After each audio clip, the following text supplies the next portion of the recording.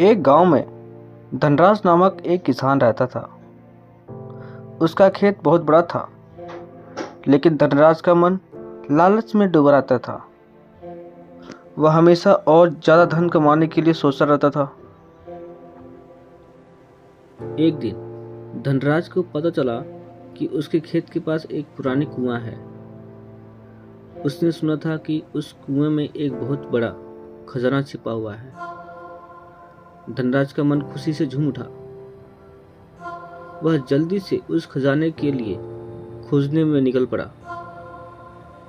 रास्ते में धनराज को एक वृक्ष के नीचे एक पुराना पुस्तक मिली। वह पुस्तक को लेकर पढ़ते हुए खेत के पास पहुंचा। पुस्तक में लिखा था, यदि तुम धन का लालच छोड़कर सच्ची खोज करोगे तो तुम्हें वह मिलेगा जो तुम ढूंढ रहे हो। धनराज ने पुस्तक के शब्दों को ध्यान से सुना और फिर खेत में खोजना शुरू कर दिया। वह हर जगह खोजता रहा, लेकिन खजाना कहीं नहीं मिला। उसका संतोष छलकने लगा था, लेकिन उसका लालच उसे रोक नहीं था। धनराज ने खोजते हुए देखा कि एक बहुत बड़ा पत्थर है जो खुला हुआ है।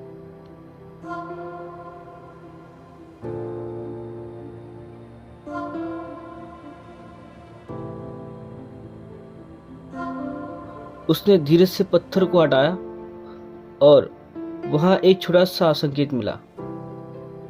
वह उस संकेत को फॉलो करता हुआ अगले संकेत तक पहुंच गया। संकेतों के पीछे चलते हुए धनराज एक छोटे से गुफा में पहुंचा।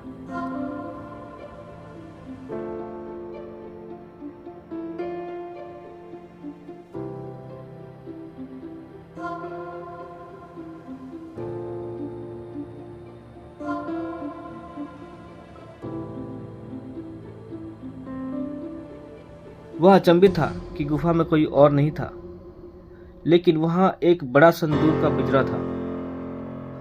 उसने पिंजरे को खोला और उसमें संदूक देखा।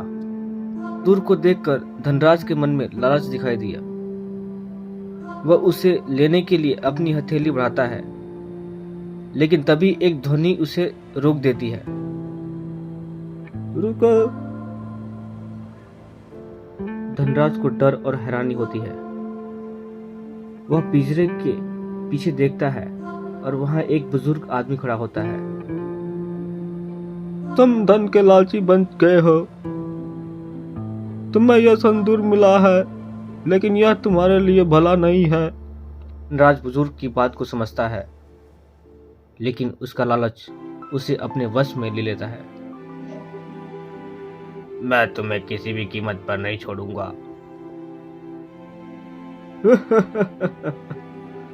तुम्हारी सोच बदल सकती है धनराज, लेकिन तुम इसे अभी समझने के लिए तैयार नहीं हो। धनराज ने उस संदूक को लेकर गुफा से बाहर निकल गया, लेकिन उसका मन बुजुर्ग की बातों पर अभी भी चिंतित करता है। उसने संदूक को अपनी हाथों से फिर गुफा में वापस रख दिया।